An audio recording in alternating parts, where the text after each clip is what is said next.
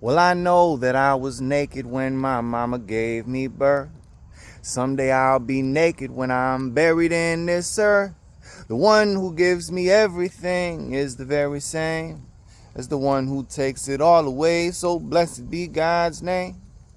There once was a man in the land of Uz who went by the name of Job. Had more wealth than any person on the east side of the globe. Thousands of camels, cows, and sheep, so he lived a life with his 3 daughters, 7 sons, and his beautiful wife. Now Job was a wholesome person, honest his whole life long. He was a true God-fearing man who never did one wrong. He'd bring a weekly offering for each of his 10 kids, just to atone for any sin his children may have did. But one day a servant came to Job with news, and it was bad. He said, bandits just attacked us, they stole every cow you had. I'm the only man who got away, all the rest fell by the sword.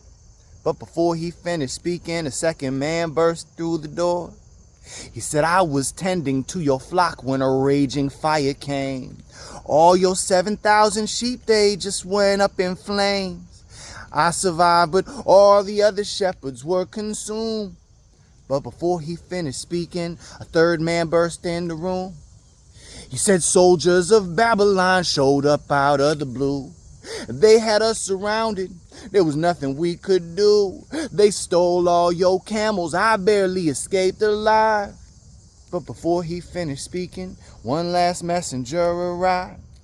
He said, Job, I just came from the home of your eldest son. Your kids were all there eating, drinking, just having some fun, when a whirlwind from the desert blew, and it came through so fast that only I got out alive before that house collapsed. When Job heard all this news, he stood up, tore his shirt. He threw himself down on the ground, face first in the dirt.